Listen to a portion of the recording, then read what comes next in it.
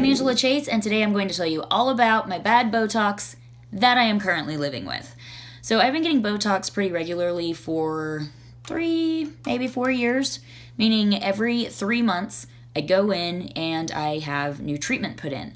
And my internist, believe it or not, is the one who did my treatments, and he did a fantastic job. The results were always really natural. I could move my eyebrows still. I didn't look surprised, no spock. I just looked really well rested. So anyway, he'd been doing it for years, always very happy with his results. And then I booked the appointment and learned that they had been purchased by a new corporation and he was no longer allowed to do Botox treatments. So I ended up going to a party where I met a lady who had a fantastic Botox job.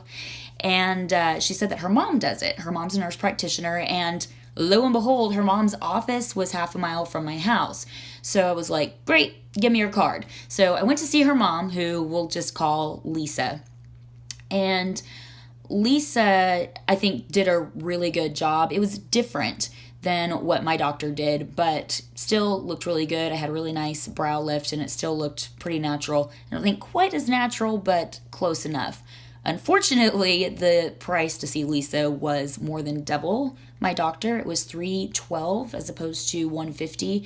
So I think she was probably using more units. She put 24 units in, which I've done a little bit of subsequent research, and it seems like maybe that's a bit much, at least for the result that I want. So anyway, I go see Lisa, and my 3 months is up, so I went to book my next appointment with her and learned that Lisa is no longer employed there. So I messaged her daughter, and her daughter said that currently she's not working at a clinic anywhere, but she's wanting to move to one that's really far away. It's in a suburb, like 45 minutes away. So she recommended another nurse practitioner. We'll just call her Sarah. So I booked the appointment with Sarah, and Sarah basically followed the same diagram that Lisa had used, or so I thought. So 24 units, and again, I saw Sarah's diagram, I compared it to Lisa's diagram, they're the same. However, when Sarah injected, there was a point where I heard a crunch, like right over here. So I don't know if that's what did it. Maybe she went a little too deep, maybe she went a little too low. But about 3 days after I got my Botox from Sarah, I started to notice that I really couldn't move my eyebrows very much, which is really, really important to me. I don't like it when the faces are frozen and you can't see expression or emotion. So I was really just barely able to wiggle my brows up. However, I could do plenty of negative emotions, all the scowling and stuff, all the reasons that I want Botox in the first place, no problem whatsoever doing those. So I called the clinic back and let them know that I was having a bad result. My hairdresser had told me that Botox can be dissolved, so I was hoping that they could do that for me. Well, no, Botox cannot be dissolved. Fillers can be dissolved, but Botox cannot. You really just have to write it out, or you can get a prescription for drops that will help lift the lid a few millimeters.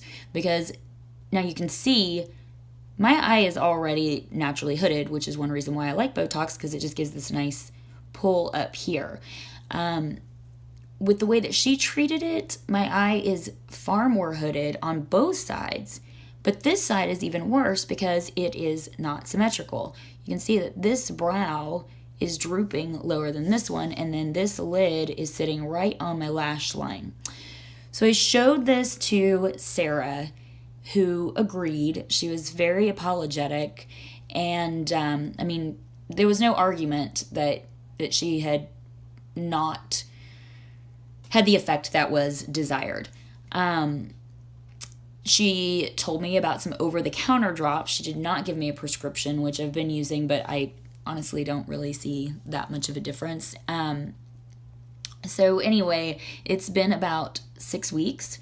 Now, what I have seen with research is that some plastic surgeons will say after a few weeks that droop will go away. It's been 6 weeks for me. I still have the droop, but I am starting to get a little bit more movement through my forehead, and my eyebrows can move up and down more than they could. So hopefully it will be gone in another 6 weeks, and then my plan is to just go ahead and go to a plastic surgeon, just because I feel like it's your face. And it's definitely made me self-conscious having this, and I'm getting used to it, I guess. But if you're gonna get it done, then I do want a beautiful result, especially if I'm gonna be paying more money for it. So that is the plan as of now, and I will give you an update as soon as I figure out who I'm gonna see next.